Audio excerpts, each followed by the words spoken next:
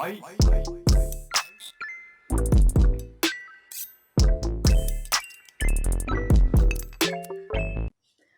my name is Nicole Nageli, and today I have Dave Mervik with me. Oh, hello. Do you want to say a little bit about yourself? Yeah, my name is Dave Mervik, and I am the narrative director at Tarsier Studios.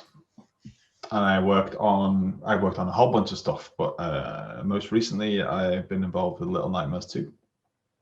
Awesome. And here's the icebreaker question. Tell us your favorite quote, but in your own words. Oh, a quote just by anybody. Anyone, anything you're thinking about right now, or maybe something that sticks with you. There's no rules. Oh, that's not an icebreaker. That's thrown me completely. Uh, I honestly, I've got nothing. I'm thinking of nothing right now. I've been watching Swedish kids music, so that's what's running around in my head. These talking bees going some. So yeah, there's your quote. That's a beautiful quote. It really I'm just touched sorry, my I've got soul. nothing better for you. That's totally fine. What role has fear played in your mindset towards writing? You mean my own fear, really, or like how I would create that feeling in the work I do? Your own fear towards writing. Um, I guess the main thing is it's like the only thing I've ever really been good at. Well, that's me saying that, other people can judge whether I'm good at it or not, but it's the only thing I ever really loved. Uh, I think I was afraid probably of never really giving it a shot because I'm also a terribly lazy person, as I told you when we first spoke. What I've achieved in my nearly 44 years of life is like pathetic. I don't believe that. I have a mountain of unfinished scripts and stories and all sorts of stuff. And so I think I've always been afraid of this one thing that I've always loved doing and never really kind of going for it. So the best thing I ever did was join Tarsier, and they gave me a shot at being that for a living, which means I have to finish things, otherwise I'll get fired. So that's another fear. Yeah, that's awesome. That fear of like, you love this thing so much that you never started it. Sometimes you just gotta like throw yourself into it. Yeah, I mean, life's full of that, isn't it? People kind of talking about what they would have done or what they should have done. And Hmm. yeah, I also wanted to be a teacher, weirdly, and I was so close to doing that. I was like, Oh, what it subject was would you it have was taught? English for sure. It's always been English teachers that I loved. Always nailed it for me. But yeah, it's one of those things. It was like one phone call changed that. I went one way in instead of carrying on with my teacher's training, and I'm here now in Sweden instead of Liverpool, stuck in the UK forever. That's really interesting. I was really surprised when researching the game. I've done a bunch of papers on it for my game design class that there Wow. was only one writer. What is it like to write for games? Like, since you're the only writer, was it a collaborative environment between you and the concept artists and the producers and everything? What was your writing process like? I mean, on those games, I mean, it's collaborative across the board with every game we do because everyone's got opinions on stuff, and you're an idiot if you don't listen to other people just because they have a different job title, I would say. Um, but with Little Nightmares, because it's like dialogue free, my job wasn't really about writing the story like in such heavy detail. I was like the lore guy on those games. Like I was one of the ones who created the IP in the beginning. There was like a handful of us who kind of devised this whole world and the game. And then when it became a thing, I was involved very early on in setting the premise. In fact, of both games, like what's the general story we're going to tell. But Mhm. then it goes to like our art director and our cinematics artist, who, because they just are amazing at visualizing things, and this is a visual story apart from the audio, which is the other big part of telling the story here. And so it was them really that kind of got into the nuts and bolts of it. What can we show, And it's still there's a dialogue between the lore I created and the story they're telling in these two games. So I mean, it's absolutely a collaboration. There's also, a big part of when I create the lore comes from, say, like concept artists. When they create some of these characters, I take that stuff and you almost have to retrofit it. You're like, this is a character they really believe in, and there's like so many great elements for gameplay and for the feel of the world and stuff. And then I kind of take some of those elements and go, right, how can I tell a story about these characters and weave them into the world that already exists in the lore Bible, which is a really magnanimous title for just biographies. And but yeah, so yeah, Little Nightmares is kind of a strange one, really, because it's not a typical narrative director or designer job, you know what I mean? Yeah, for sure. That's one of Because the we made things that I love about the game. But yeah, like I say, I mean, we all kind of we all have to work together, and you probably hear that from anyone who works in the games industry. If you silo yourself and you go, I only work in design, I won't talk to artists, or whatever, you're going to have a terrible game, because it's totally incongruous. Like the audio department have written cheesy 80s synth pop for a game that's set in a big tin can underwater, and then design have made like the next Mario. Everything is totally off if you're not moving along in the same way. That's exactly it. Like, you can totally tell that from the game and everything, especially the music and the visuals. Everything is so tied in together, and it's very clear that there's a lot of passion into it. It's awesome. When you encounter a problem, maybe in your writing or just in general, usually what's your first thought? All right, here's something I couldn't quote in your icebreaker question, but do you know who I think of? I think of Dan Harmon. I don't know if you know of his work. I'm sorry, I didn't hear that. What would you say? Did you Dan say? Harmon, he was one of the creators of Rick and Morty Oh, and okay, I don't think I've Community. watched that yet. What? I haven't. Can we end the interview now? Oh, ow, that hurt my feelings. No, if you're a Gravity Falls fan, I think you would really enjoy Rick and Morty. In fact, there's one really nice Easter egg in both of those series where they're shared universe. Oh, nice. Okay, yeah. So now I have to check it out. I will check it out. But anyway, like I think it was on his podcast one of the times they were talking about the writing process. Is the best advice I ever got in how to deal with writer's block. Is it okay if I swear? Because they swore, and I'll try not to. Yeah, basically like a minimum. Yeah, Disney swearing. Yeah, sure. Or like Fantastic Mr. Fox, where they say like, "Are you cussing at me?" Yeah, no, I won't swear. But then anyway, no, because basically it was what do you do if everything you write is terrible? And he said, then just write that. Then just keep writing it. And this has been the thing that's always hampered me, is ever since computers, where you could read what you're doing and stop and go back and change it, you just procrastinate so much more. And it's to the point where I had to stop writing on the computer and write in notepads, which is so pretentious, really, isn't it? Oh, I'm a writer, I only write in notepads. But it's the only way I could do it, because it was too much work to scribble everything out and go back and do it again. So I had to keep writing. And that was like the best advice, is that just write it terrible, because you can fix it. Yeah, you can go back to it tomorrow or next week and look at it and see what's wrong with what you did. But if you don't write it in the first place, you can't fix anything, and you just won't do it. The next day it's even worse, because like, you've got this terrible thing in your system that you have to just let out.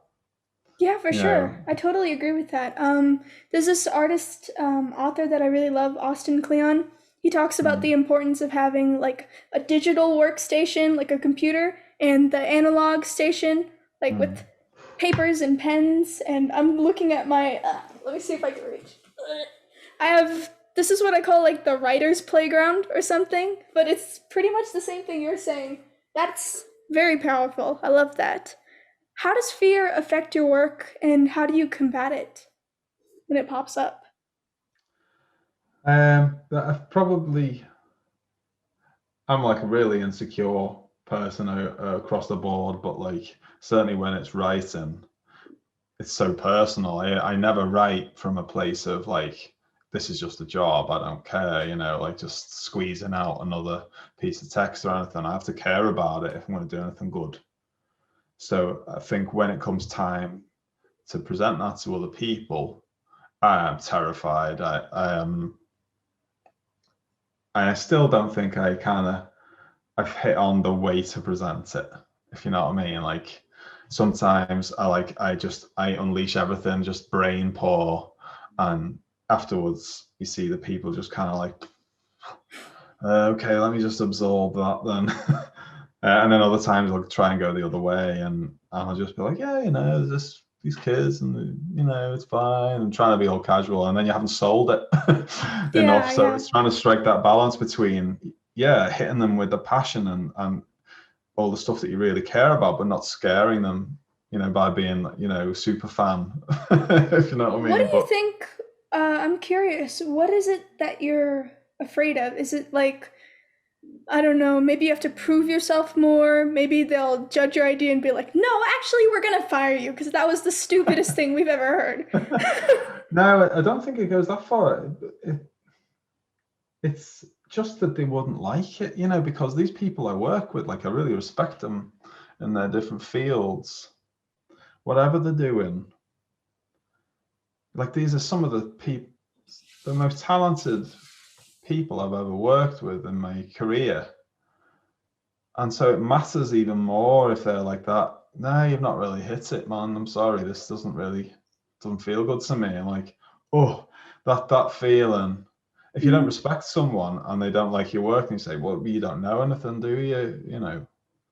But when you know they do know stuff and they've got good taste and they don't like what you've done, it means that it's not good. So it's always like, it's a terrible feeling when, and it's not been so far, it's not been this is terrible. It's just, yeah, I don't know, it's missing something or whatever. And still, it's a devastating feeling that at the Do you same feel like time, it's better to err in the way of being super excited and just, the brain pouring it out, or make the mistake of not saying enough to keep it vague? I would say so, yeah. Like I say, particularly with Swedes, it's a lot for them to take that kind of level of positive passion. You know, you can just see them going, oh, please. But yeah, I think for sure. And do you know what? In the end, you got to be yourself. And myself is still about 10 years old, I think, inside. And so, and I've noticed recently, because I've been doing more and more of these interviews, you know, for Little Nightmares, and I only really noticed recently that I have crazy eyebrows and like eye ticks when I'm on video. You'll probably notice it when you're watching this back and edit my entire face out. But like, and I think it's all, you know, I see myself when I'm getting more excited, telling people my eyes are going absolutely crazy Mhm. to the point where I'm like that. Anyway, so yeah, I work on Little Nightmares and don't worry about what my eyes are doing.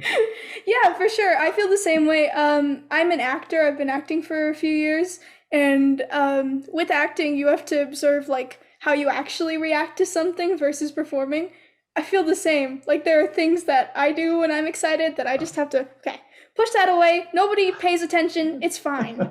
It's just Yeah, excitement. but again, though, I think, you know, when it comes to actors, I'm like a massive movie fan, and like the ones that get to me are the ones that you feel like they're themselves. They're not doing the actor things, you know, because Yeah, then for I've seen sure. that a million times. Same with anything, same with writing, games, anything, or music as well. Drives me crazy when you hear a song, you're like that. Oh, it's the same chords, it's the same song again and again.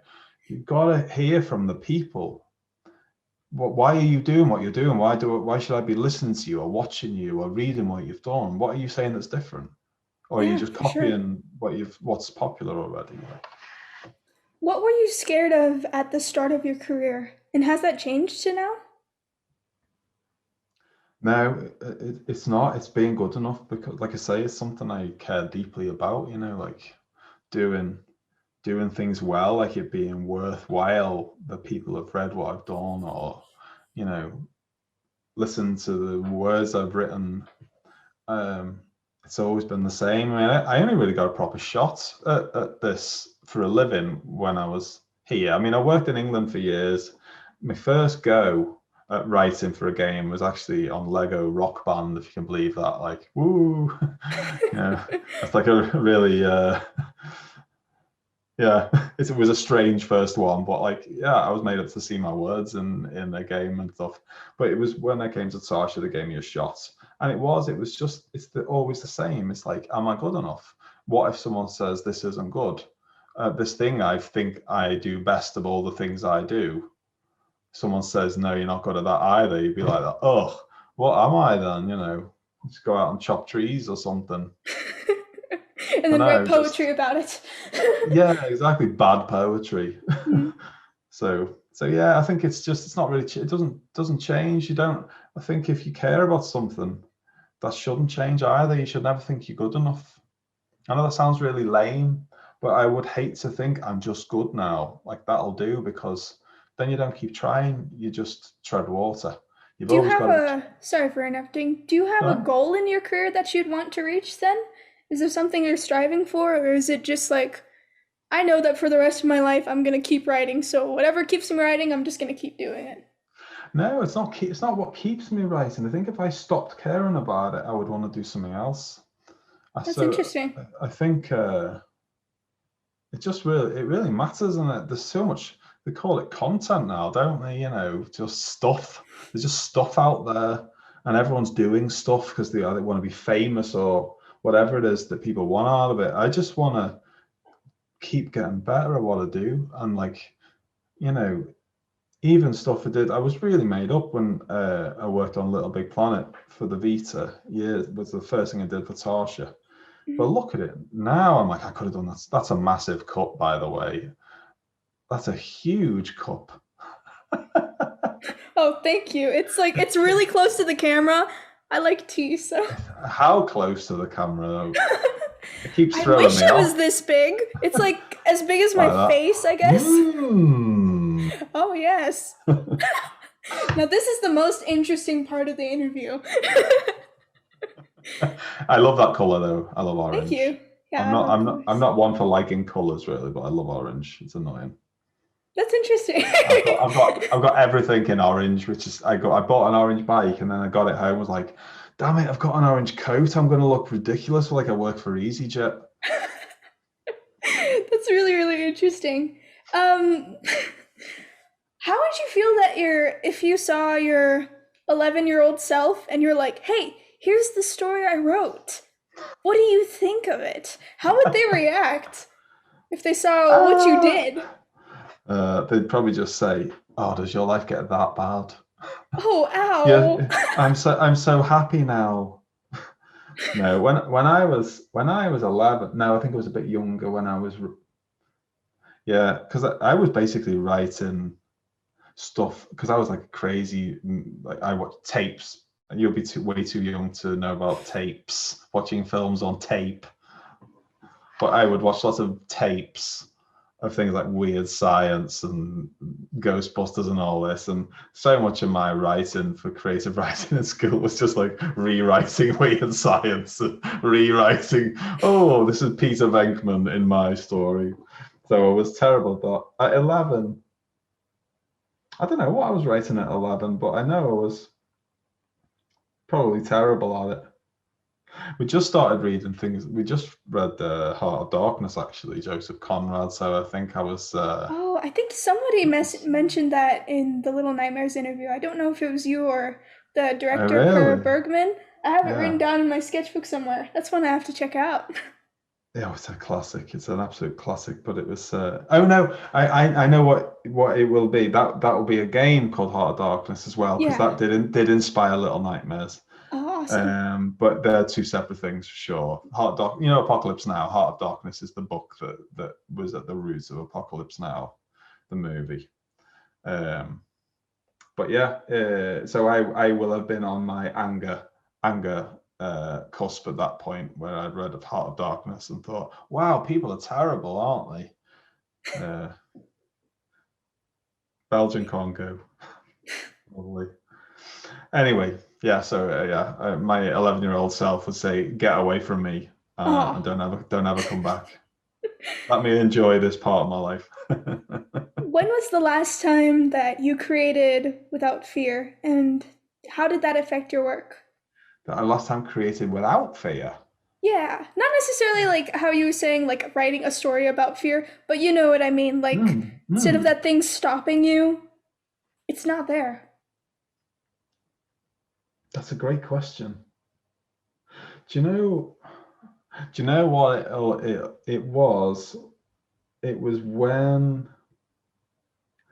we did, it's not technically writing though, but I don't know if you know, another game that we did the same week we released Little Nightmares, we released a game on VR called Static.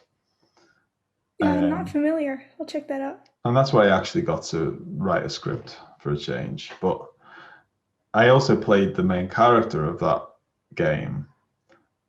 And a lot of that dialogue became improvised. And we did a thing after Static, which was live. It was a live, I think it was a Twitch stream where we had VR, what were they called?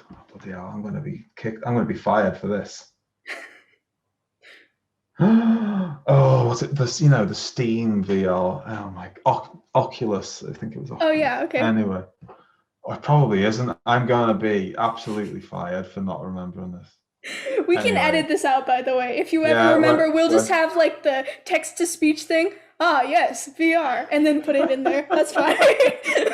A totally different person's voice. Yeah, you just have to open your mouth and I'll edit the words in. There's a funny story about that, actually. I'll have to come back to that. Anyway, yeah, so what we did for this was we hooked me up to this VR. So I had helmet on and the motion controls and cameras all around, and we actually connected that to the body, the model of the main character. And so as I moved, he was moving, and as I was talking, it was coming out. So he was present in this virtual world that we created. And then Twitch came in and we're writing to the character, and I, as Dr. Ingham, was replying and basically improvised. I think it was like half an hour episode of Static Live. That's very interesting. I wasn't afraid in that way. I was thrilled because this character is basically me at my worst. So it was, but it's such a thrill that to have to write live, if you know what I mean, like, because that's, yeah, for sure. Yeah, so, whenever I do act, that's one of the reasons, like, personally, I love acting, because you can get to say anything, how you're feeling. Nobody will know if it's true, because if it is, then it's just really good acting. Exactly. Yeah, are you interested then in, they say a lot of directors or writers are just closeted actors. Do you feel that way? Yeah, totally. I've had it.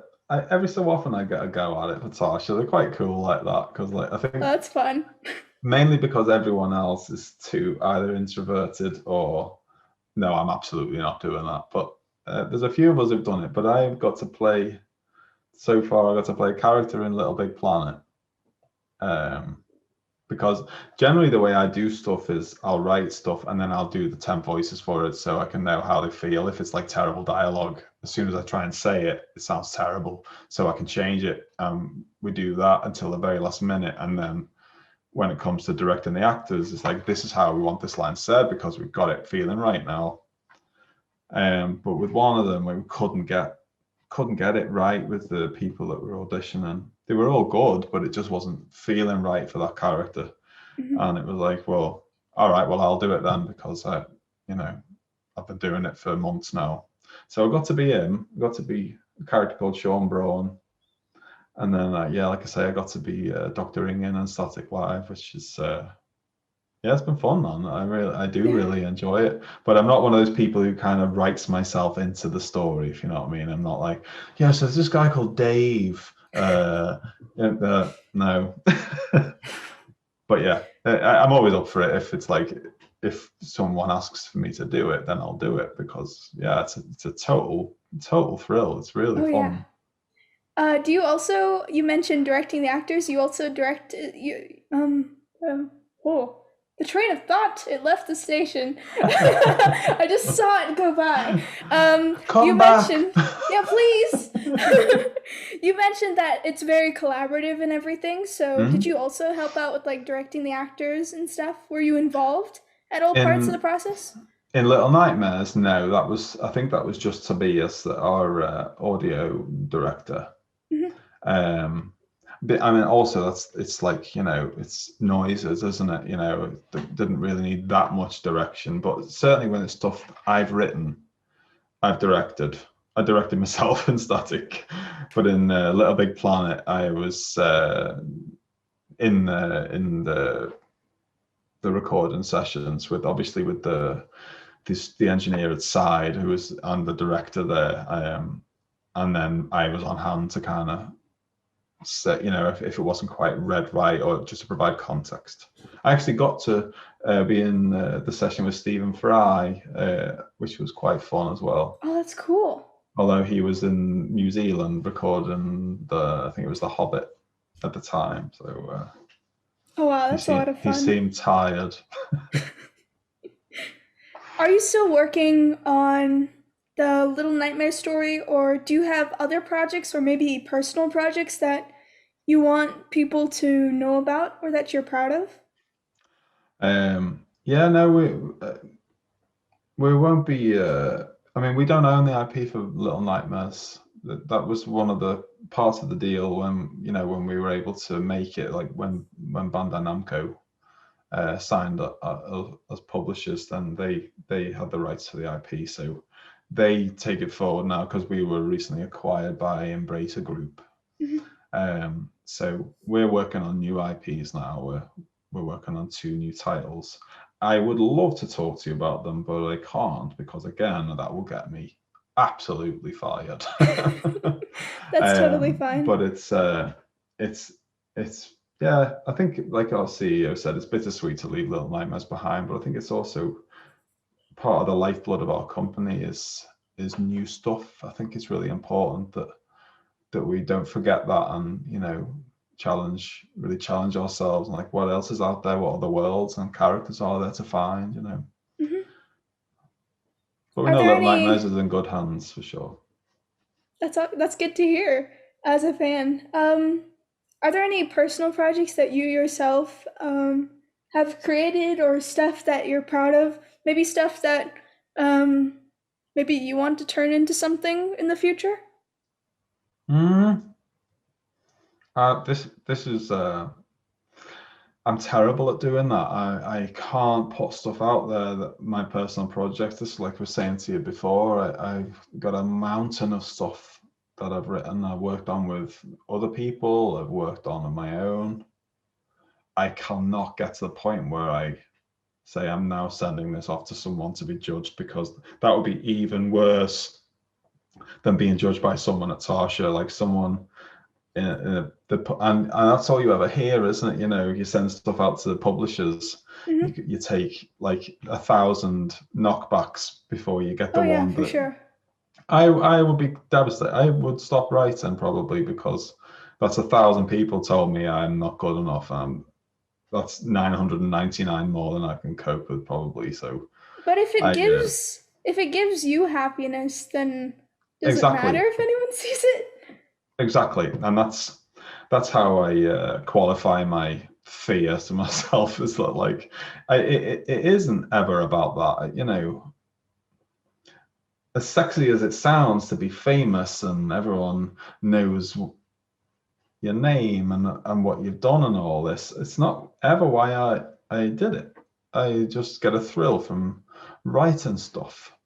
Yeah, definitely. So That's yeah, like it pure doesn't love. matter. But at the same time, I don't ever have to finish any of it either. So there's that thing, when it's just a personal project, I am a terrible one for going, oh, but there's a shiny new thing I've just thought of. And I'll put that to the side for now, and I'll write this, and then I'll go back. And I never go back, because lo and behold, when I'm coming to the end of the new thing, oh, here's a shiny new thing, I'm going to move on. And I never have that discipline to finish, because this shiny new thing is so much better.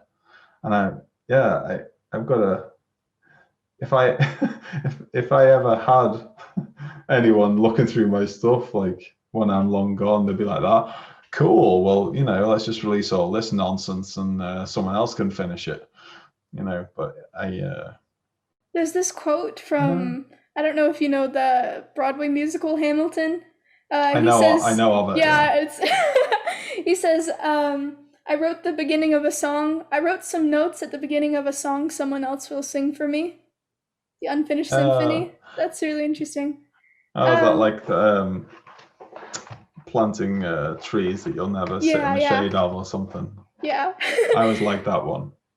Yeah, that one's definitely my favorite too. About the rejection part, I find that very, very interesting, because I felt the exact same way when I first started doing this. But going into acting and everything, you get rejected. I've been rejected definitely more than 100 times. But by failing like that, you really just realize it doesn't matter. There's no good art, there's no bad art, there's just art. And if it makes you happy doing it, then you might as well. I agree. Is there a project or something you're putting off because of fear?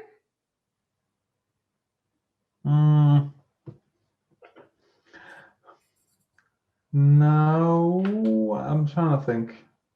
I'm rattling through my library of things, of projects.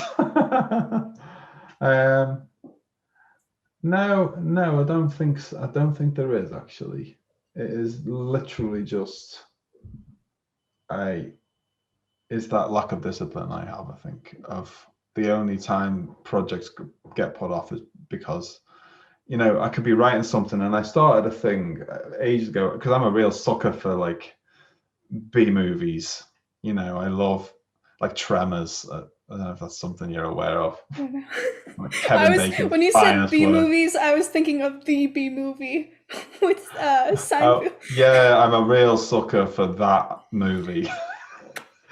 No. Like these kind of real, like the straight to video movies from my youth, like like I say, like Tremors and stuff like that, just real grindhouse or just total guilty pleasures. And so that's a real nice palate cleanser for me, particularly when you've been working on stuff like Little Nightmares and you get to the very bleak places. Mm-hmm. I started writing something which I do keep coming back to that one, so I think there's something in it, but it was just this total write with wild abandon. And no, like I say, that's not got put off. It's just that like that gave me an idea. Hey, do you know what? This could be a cool thing. And I, of course, lo and behold, started writing that instead. So no, fear isn't part of that for me. It's hampers me in other ways. That's really interesting. What feelings led to writing the story of the Little Nightmares game? Because it evokes like such a strong, specific emotion. I don't know if I have words from it, but what in this world influenced the feelings that led to you making this game? Oh, I could talk about that forever. Well, it came when we decided it was going to be about having a young child in this oversized world,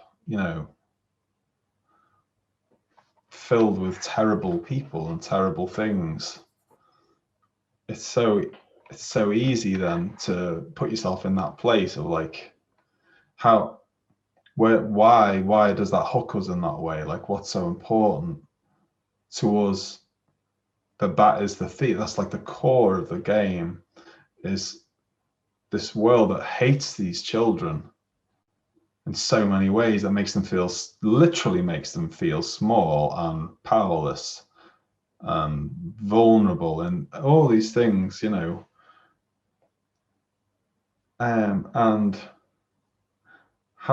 it's, of course, it's like, you just look around at what we demand of kids.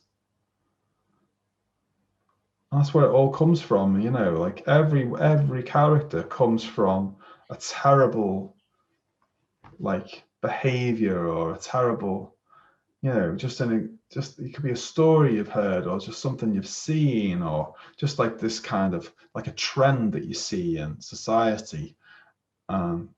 These kids having to grow up around that, and I could talk about this forever, because it's such an integral part of why Little Nightmares is so important to us, and why it speaks to people as well,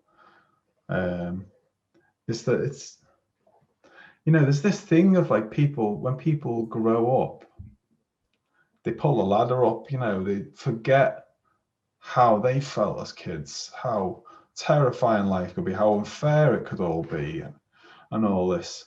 But it's like, what, you made it out, so you're fine again. It's like being on the side of the bullies. You don't have to fear anymore. And for us, it's like been so important that you reconnect with that.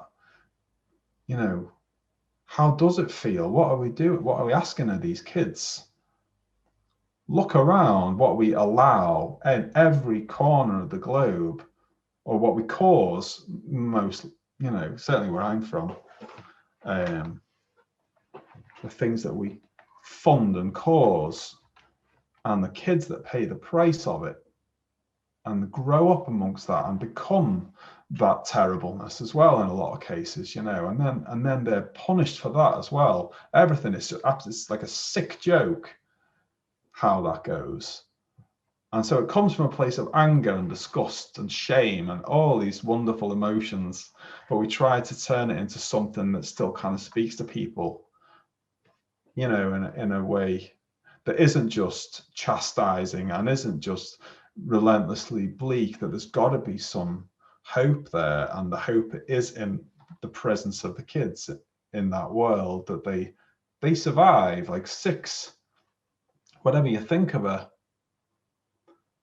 throughout both games, she's nailing it still, isn't she? She's put in this place, and as a gamer, and probably as a person as well, you see this young girl in this terrible place, and you think, oh, I've got to look after her, or oh, she's not going to last long. But look, she is capable.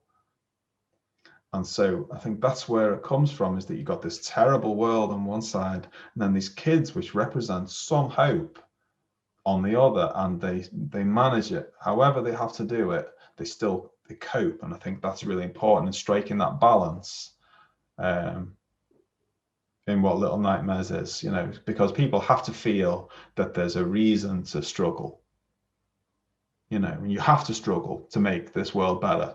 It's really important, because people out there want to make you feel like it's pointless, because then they win and they get the world they want. But I think when I see people out there fighting for this to be a better world, I feel hope for the future. So I think that's, if we can capture any of that in what we're doing, I think it's a good thing. Yeah, you guys definitely. That was beautiful, first of all. Like, in the games, that exactly what you're talking about. That definitely shines through. That was fantastic. Um, wow. I'm just gonna soak in that for a little bit. That was just very cool. Sorry, that was an overly long answer to your No, no, question. no. I love overly long answers. That is really, it's just so cool. I'm really curious, obviously, like, you're very passionate about the message and the themes of this game. What does this story mean to you? Like, there's this quote that I really love called by Elizabeth Gilbert. She says, I am who I am because of what I've made and what it has made me into. What part of you did Little Nightmares strengthen or help create?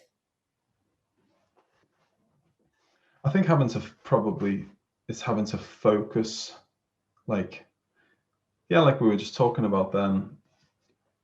Why, and I can only speak for myself here because we're all different, the people who kind of worked on this, but like, for me, why does this speak to me in this way? And it's all those emotions. It's that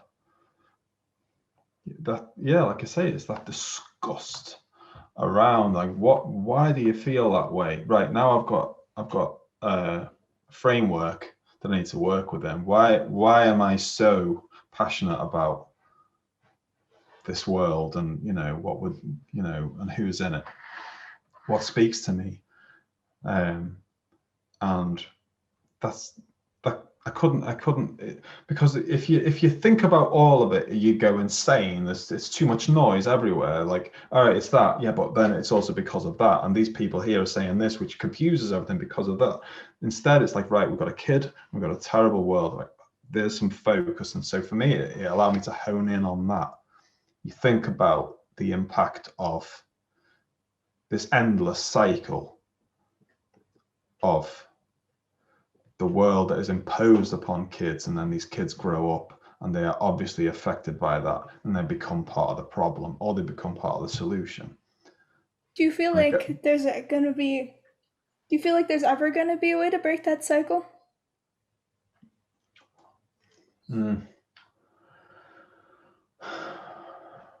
yeah, I think there is, but I don't think it's going to be easy. I don't think it's going to be a way that we like. Like, it's going to have to be something cataclysmic, I think, because effectively the world needs to start again, because the people who have got us this far are huge, aren't they? They are. It's across the world, and I just don't think.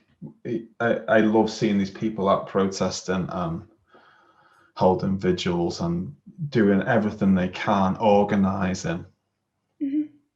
and just try and make things better, but I just think it's too big. So yeah, I don't know.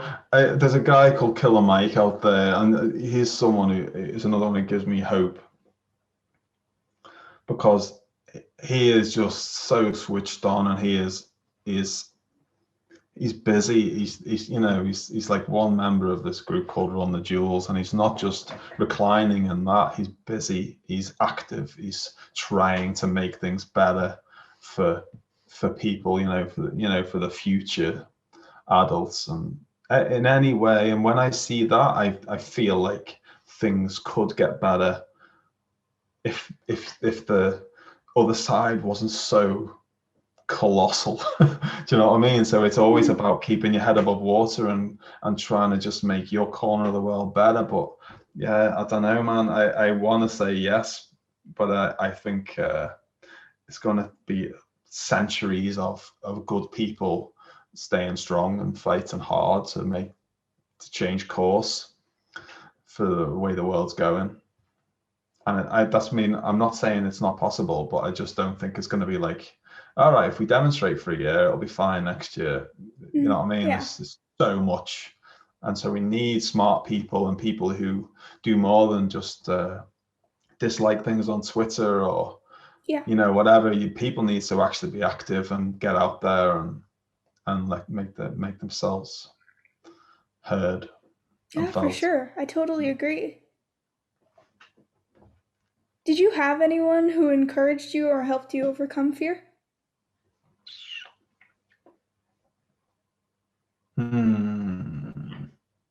No. No.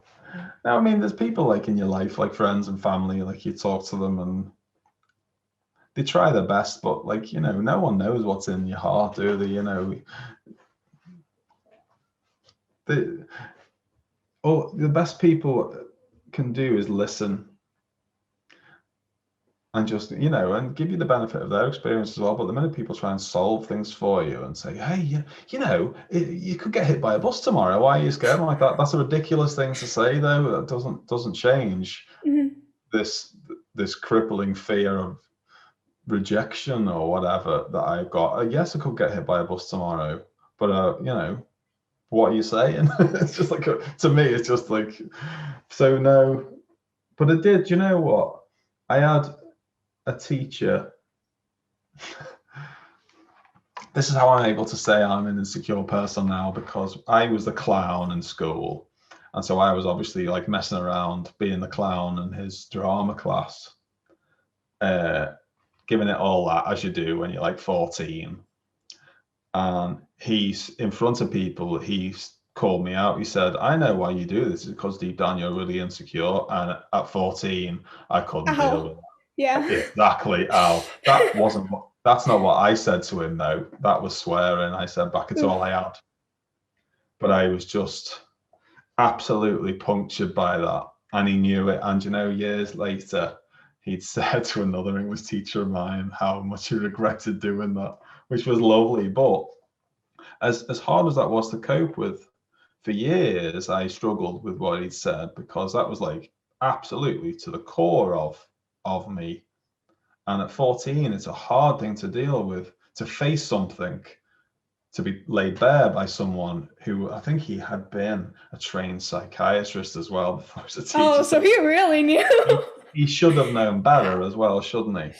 But anyway, he actually did me the biggest favor, and I never got a chance to tell him that. I probably shouldn't have done, because he would probably do it to someone else then. But, you know, he really did, because it made me confront that and actually come to terms with it, like, and be able to say, yes, I am, and probably everyone is. It's super important that you don't try and be fine. And that's, you know, there's other areas in my life where I've had to be dealing with that as well. It's like, it's okay to not be happy, or to not be making people laugh all the time. It's important that you just feel how you do, and then you can cope better.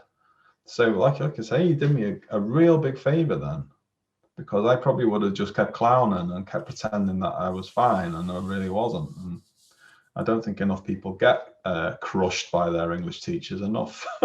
Maybe I shouldn't have been an English teacher, thinking about it. I would have been reported within days. What is the most fearless thing you've ever done? Not necessarily like in art or in writing, but maybe, I don't know, skydiving. It doesn't have to be anything, but what do you feel is the most fearless thing that you've ever done? Skydiving. You went skydiving? Yeah. Oh, whoa.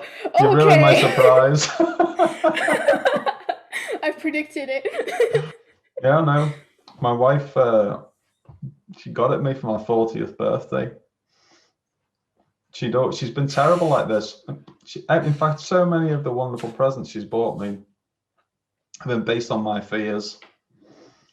Because years and years ago, she bought me a day in a studio, in a recording studio, because she knew because I would sing and play music as well at home, not in front of anyone. She knew I was terrified of that as well. And so I opened up this card. She said, I bought you a day in the studio. You need to go and record your songs. So I went with my mate at the time and recorded these songs and got them. I had my thing. And so that was like the first time she did that to me. I was pale, apparently, when I was like that. But yeah, so for my 40th, because I'd always talked about, ever since we've been together, I'd always talked about, I'd love to jump out of a plane. Wow. And she was probably sick of hearing me say it. Then fine. And you know, she did. She did a treasure hunt. This is amazing. Like this, like she did a treasure hunt. So it just took me across Malmo, where we lived, to these different places, and I had to answer questions and blah blah blah blah, and all these things that took me to new locations in Malmo. And the final stop was this lockbox at the station, and I opened the lockbox, and there was a doll she'd made. It sounds quite psycho now, but now I say it out loud. But like a doll skydiving, hanging from the roof of this thing. Oh my gosh. And a bottle of champagne. I'm like, that. What's that, dude? Hanging from a parachute for? She's like that. Oh yeah, you're going skydiving, like that. Oh god. So, oh my gosh, that's awesome. It was amazing. It was amazing. And what did you feel when you stepped out? Nothing. I felt nothing. I mean, none. I was Is that a good thing or no. good nothing, bad nothing? I was strapped to a strapping man. He made me feel better. He walked out, and I was like that. Oh, and like I was hooked up to him on this tiny little plane with like I think 10 other people, and that was the scaredest I was actually of the whole thing. Sitting on that plane, going, Yeah, the what am anticipation I is, doing? What am I doing? yeah. All I know about skydiving, I don't know if you watch Cheers, but all I know about skydiving comes from that one episode about Cheers, where they all What go year up are and we in? Cheers, my God, yeah. yeah. I haven't thought about Cheers in about 40 years. Yeah.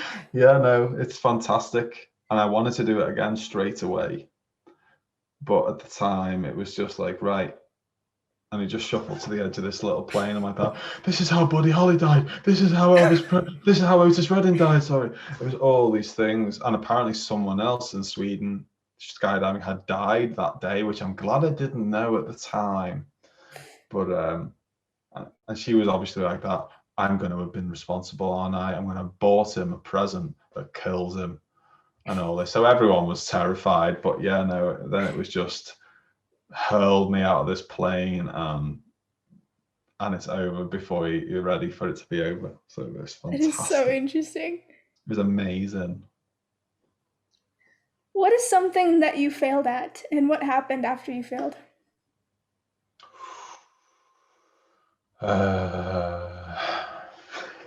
My geography test at school, right? And I cheated. I'm ashamed to Oh say. no. It wasn't anything official, but it was like I hated geography. And I was at the back of the class and I just had my notes open beside my desk, and I was just like that. Just kept just looking at my notes. Nobody noticed? Nobody noticed, probably because they knew what I was doing and they knew what the result would be, which was I still failed. That's how bad at geography I was. Ow. And everyone, all my mates in class, knew I'd like totally cheated. And I came bottom of the class. So I Oh, do was they like have that. ranks? Yeah. It was just Oh, like that's the interesting. They don't whole have that in class. America. No, I bet they've got rid of it everywhere because it's very mean. Mhm. But it was just like, yeah, answer these 60 questions or whatever. And they kept reading people's names out and I'm like that. Oh, they must have forgotten about me. And then it was like, and last is Dave with like 20 and like that. So I don't know what happened afterwards really, other than I dropped geography like a bad habit as soon as I could. I'm like that. How are my notes wrong even? I'm like bad at this subject. Everything I was writing down was just probably like that Nirvana lyrics or something. Just I don't know what it was. They say comedy is like tragedy plus time or something, so at least you got a Yeah. good story out of it. Yeah, 30 years later, it was worth it. What helped you get out of your comfort zone? Or what helps you get out of your comfort zone?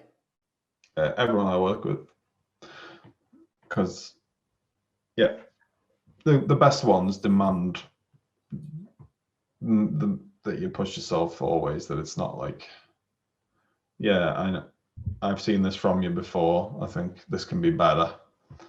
So, that's if I want to deliver the just same stuff. When I've worked for other people,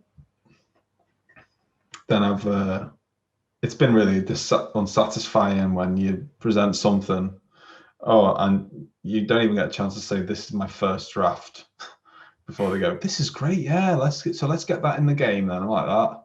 What? Not no critique or anything. This isn't final. It's just a talking point, to get somewhere better.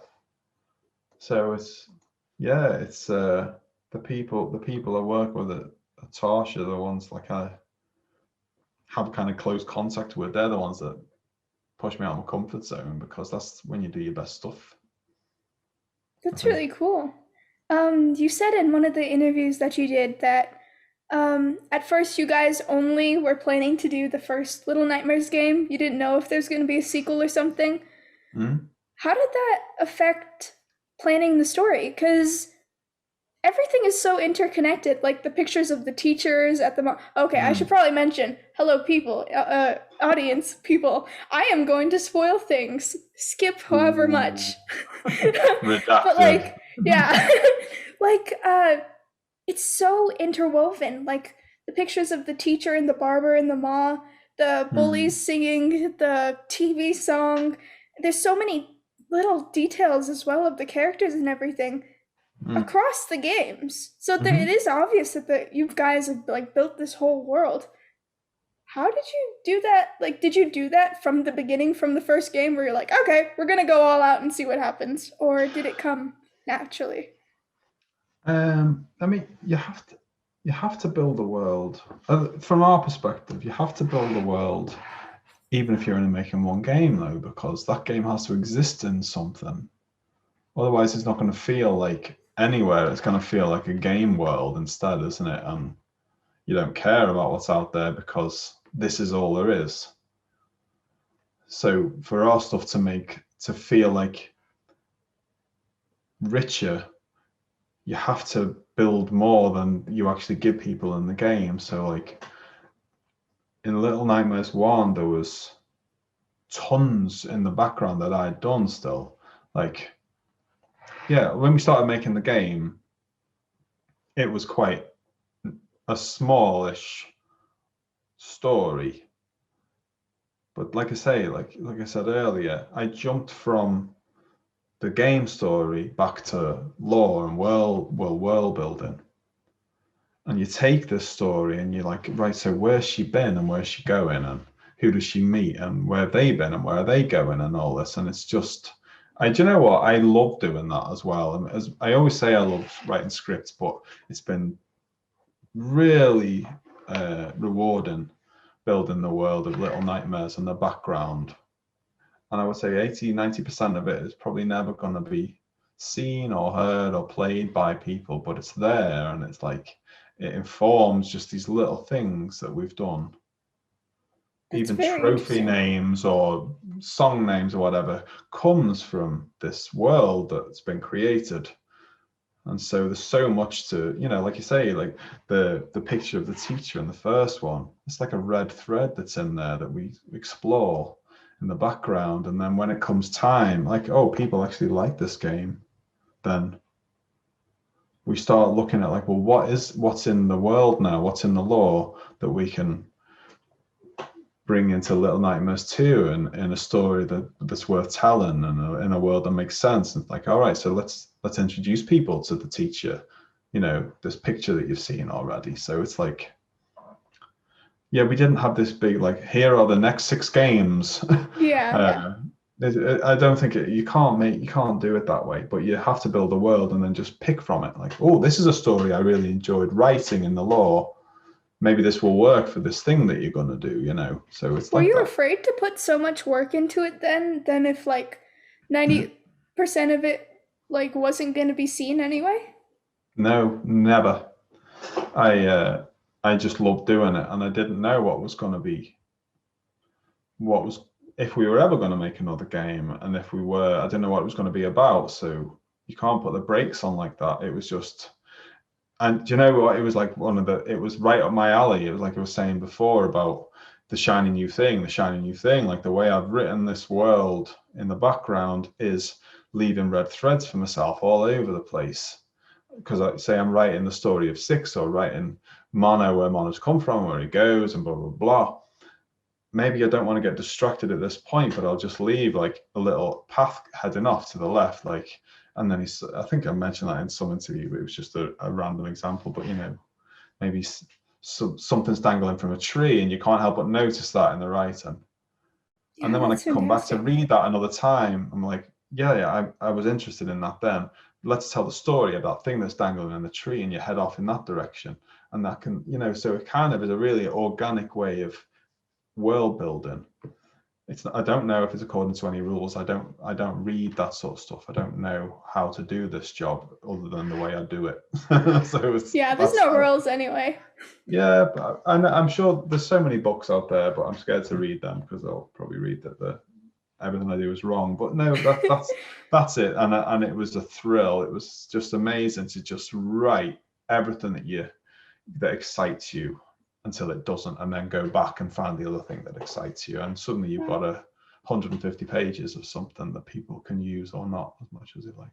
That's awesome. So that's like how, your weakness that you considered it like is actually like a huge strength in that case. That's Mm. awesome. I'm really curious. Do you watch theory videos about about the game? Now and again I do, yeah. How do you feel about um that? It must feel like so weird. Like, you messaged me and you were saying like, I still can't believe people are impacted by this game. That's crazy. yeah, I think when I first heard people were doing theories, I was like, ah, what? Really? I think it was like an essay. Someone had just published an essay on a website, and it was very well researched and very carefully written. And we're like, this is beyond anything. I mean, we knew why we were doing what we were doing, and you hope people kind of engage with it, like, because we had always thought that people would want to be challenged, and want to think about a game instead of being told what the story is and told what to do next, which is, another of the core parts of the birth of Little Nightmares. It came from that. That's when I was mentioning Heart of Darkness. But for it to kind of take off in that way was just mental to us. It was just, and now it's gone next level, hasn't it? Like the people, I'm this, I'm that, in Twitter, I'm that, and I'm a Little Nightmares theorist. I'm like, that's what? It's And gotta there's be so many insane. things, so many out That's a there. huge honor, like to have people like dedicated to like breaking down your work. That's gotta be like insane to think Which about. is, yeah, which is also why that law Bible can't get out there, I think, because Do you have like a okay, like cuz for example when I write I have like okay, this is the real story and this is the piece that I am going to show. Do you have that piece anywhere or like a whiteboard where you connect all these threads that will never be shown? like The Wire. Yeah. No, it's like no, Or is it all in your head? no, it's all like saying the law Bible, which is, like, it's part how we write for Little Nightmares, like where the characters come from, so that if anyone did want to kind of, from another company or whatever transmedia they decide to do, there's something there that's kind of coherent and keeps things consistent. But then the other part of it is all of the characters, everyone that you meet, all the groups, like all the locations, everything is in there, and it's got a purpose. What was the thinking behind the more? Why does the more exist? And then there's a whole piece of that. Um, and then that's like for whoever's working on the game to just go into that and take from it what they need. It's not like it shouldn't be seen as like rule. There's some stuff that you shouldn't kind of ignore, for example, like, because this has been thought through. Mhm. I do think about what I'm doing and everything. There are things that have to stick together. So you can't just go, I want to change it to this then, because then suddenly everything falls apart. But at the same time, it's there to inspire people, and so they can grab just one thing and go, I'm going to run with that. And then that's when you have a conversation of like, does this ruin what you've done if I kind of go this way with it? No, and that's a really good idea. So let's build that into the law.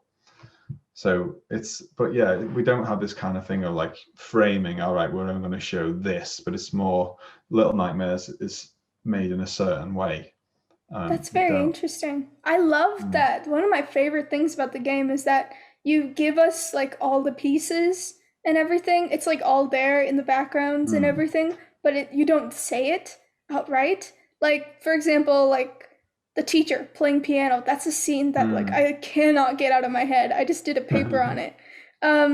And like Six breaking the mannequin's fingers or like kicking the dead void guy's face. Like it's just so cool. How do you? It's so important then what you show versus what you don't, because those little bits, even though they're like technically so little, gave so much about like the Mm. characters in the world. Just fantastic. That's not a question, it's just fantastic. Why is it so fantastic? Oh, here, I'll Is the tell you. question. No, it's yeah, and I think, you know, once you've told people that you're not going to tell them everything, but there's going to be stuff in there for them to find out, that's when people, their perspective changes. And I think that's really important, because you could do that, you know, that could be the case in other games, but if they haven't told you, then you just run through it like it's set dressing and you don't pay attention to anything. But the minute you say there are things to see here, then they zoom right in and they're like going, what does that mean? What does that mean? What does that mean? And they know what we're doing and we know what they're looking for. So there's a nice dialogue there where, you know, we take time to put these details in, knowing that they're going to find it and knowing that they will be looking to put, you know, to connect these things. So it's a really nice way of kind of engaging with players in a different way than just, here's our cutscene, here's our exposition, whatever. Yeah, for sure. That is awesome. We're coming up to the end of the interview now, by the way. Just wanted to let you know. What would you say to someone who struggles with fear in their work? Who can't get started because they're just terrified of what putting stuff on the page? I'm with you. But don't worry about it. Just do it. And if you trust anyone, show it to them and see what they say. But just do it. If you care about it, just do it. Because that part of you doing it isn't going to hurt you at all. I get the showing it to other people. I totally get that. And maybe you don't ever have to. But the important thing is that you do it, because if you don't do that thing that you really care about, then that's a waste, isn't it? What are you going It to do kind of instead? eats you up from the inside, too. Yeah. Just watch TV instead. You know what I mean? No, but Yeah. seriously, if you've got something in you, just do it. I know that sounds really lame, but you know, I know too many people who've got like abilities and they just go, no, I haven't got time. I'm like, oh, that's a shame, because I think that's really good what you do. So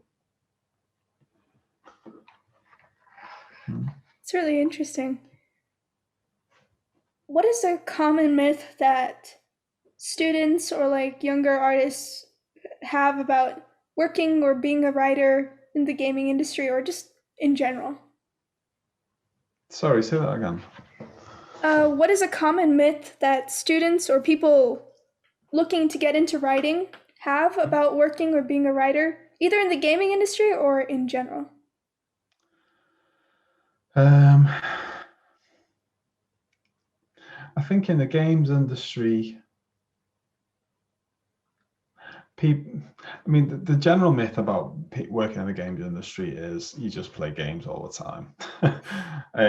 But in terms of like working as a writer in the games industry, it's quite early.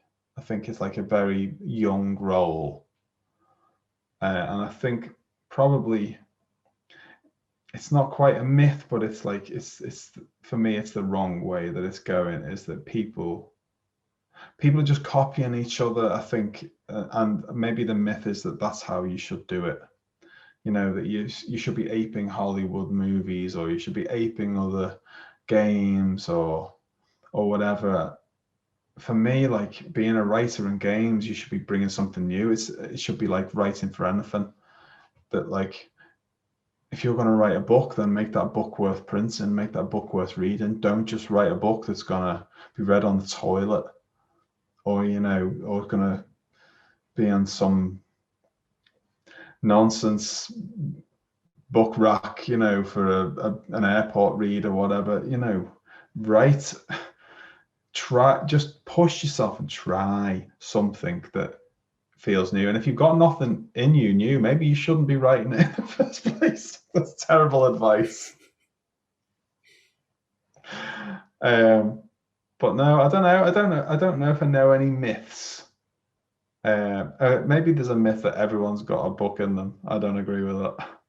Maybe it's true they've all got a book in them, but maybe they're not good books. Ow, sick burn. Yeah, but there's too much out there, isn't there? There's so many terrible books. I'm a real snob when it comes to that, though. I'm like, yeah, I've read too many terrible books. I'm like that. I suddenly get halfway through going, oh, no, I can't carry on. It's just word salad.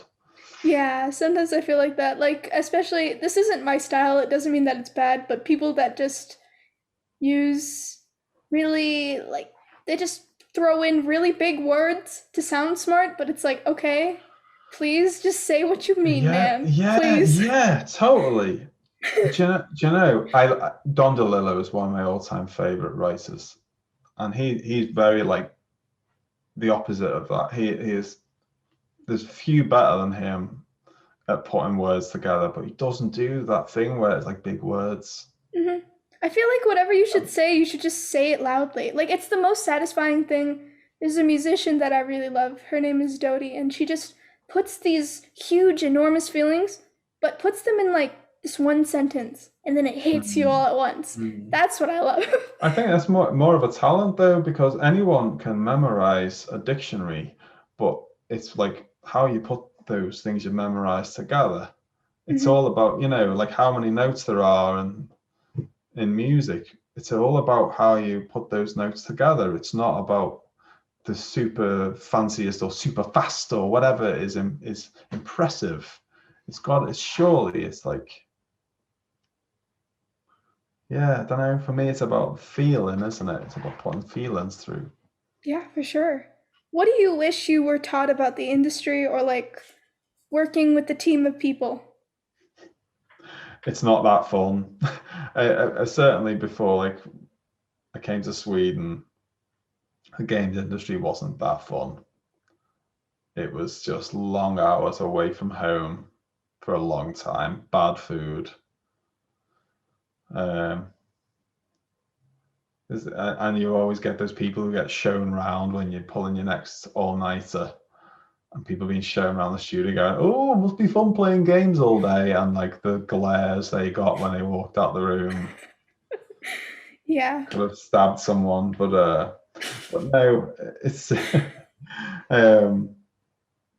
it's a lot more fun now. Sweden generally is like cares about people and wants people to have a good work-life balance. So it's, but yeah, it's certainly in the beginning it was. Don't expect this to be like playing games at home. It's not the same. Yeah, that's good advice. We made it to the last question. Dun, dun, dun. What is something that you thought was scary, but you were What is something that you thought was scary, but you were able to overcome or get through? Oh, I've got that ready. Do you know what? It's public speaking. That's totally valid. I was an emotional wreck talking in front of people. Even at my wedding, before we moved to Sweden, and these were all my family and friends, I was like, yeah, everyone nice, really nice to see you, bye. And so ever since I've been like that, I blew that chance to say something lovely because I was so worried about saying anything. But when I worked on Little Big Planet Vita, I got the chance to go on this to demo the game for the press at a place called Gamescom in Germany, and I had to talk for like an hour 4 times a day for 4 days, for one after the other. Oh, that's a crash course for sure. I didn't know that that's what was happening until it was too late. And so I had to just get over it. And it was rubbish. I've got to be honest. It was really rubbish. But I got through it. And I hadn't died. So then I got a chance to go on a European tour for Little Big Planet as well, where it was a new country every day. And you were presenting the game to the press again, and it just got a little bit easier. And I'm like, do you know what? 1 minute there, I felt like I was being myself, like a bit more comfortable and not reading from a script and not being crippled with shyness or whatever. I was like able to be myself a bit like I am at home, and I enjoyed that feeling. And so I kept doing it, and now it's been part of my job for years. Like, I love it. Like talking to you now, 10 years ago, I would have been like, oh yeah, hello, yeah, I made Little Nightmare, bye. But instead, it's like, it's a lovely feeling to be able to talk to people about stuff you care about. Yeah, for sure. I think they feel it as well. You probably haven't. Hey. I don't know, Dave, actually. I didn't really get anything. No, but you know what I mean? Like whenever you're talking to journalists or fans even, like who want to talk to you, it's just lovely. It's like you get a chance to actually tell people what was in your heart and in your head when you were doing something you care about. So I just love it. I would do it at the drop of a hat now. Yeah, that's awesome. I think everybody, like, I had to go through that similar journey too, but when I was like younger. Like, I'm not sure, do you know TEDx talks and stuff? I had to do one when I was like 13, and it was awesome. But during the dress rehearsal, I got up onto the stage because this is the first time we saw the stage, right? The lights blinded me. I had a mic in my ear. I looked out and I couldn't remember a word of like my 7-minute speech, and I had to do it the next day. But somehow it happened. It worked. It was fine. It was exactly like how you were saying. Once you do it so many times, you find the you in it, and then it's like, okay, I'm not performing anymore. This is actually me. Yeah. That's so impressive that you did that at 13. Thanks. Really is. Like at 13, there's no way. I'd have been 100 miles and running. We were just talking about Hamilton, right? So the planting seeds in a garden you never get to see, that is the thing that actually inspired 13-year-old me to like write the speech. So it was just musicals. That's it. And then I got a chance and it happened. It's insane. There's very few musicals I love. I'm a terrible musical. I love music, but musicals, I'm like that. Unless it's Bugsy Malone or maybe Annie at a push. All right, and Dirty Dancing. I guess that's technically a musical as well, isn't it? But that's really nice that Hamilton has made a 13-year-old. That's just I know, right? Like to me. It is insane. One day I will get Lin-Manuel Miranda on these interviews. One day. Yeah, anyway. You had me, so there's only one more place to go, and that's Lin-Manuel Miranda, surely. For sure. You're amazing. This is awesome. Just the work you create and everything. It's just so much fun. Thank you for doing it. Do you want to give your contact information where people can find you or your work or the stuff that you create? No, I don't have any of that really. I'm kind of absent from everything. I literally just quit Facebook as well. So I had to go on such an adventure trying to find your LinkedIn. I was almost about to pay for LinkedIn Premium. LinkedIn That's how desperate I was. Feels like a safe place for me. I had someone contact me. This is why I quit Facebook. Someone contacted me through Facebook Messenger a few weeks ago, telling me I was going to hell for creating Little Nightmares. Don't you believe in God? You will burn in hell forever. Like that. Stupid. Bye Facebook. Yeah. So that's my private life, man. Don't do this. Not over a game. Yeah, for sure. That's stupid. Real Christians wouldn't do stuff like that. Yeah. Do you have any last thoughts, any last messages you'd like to say?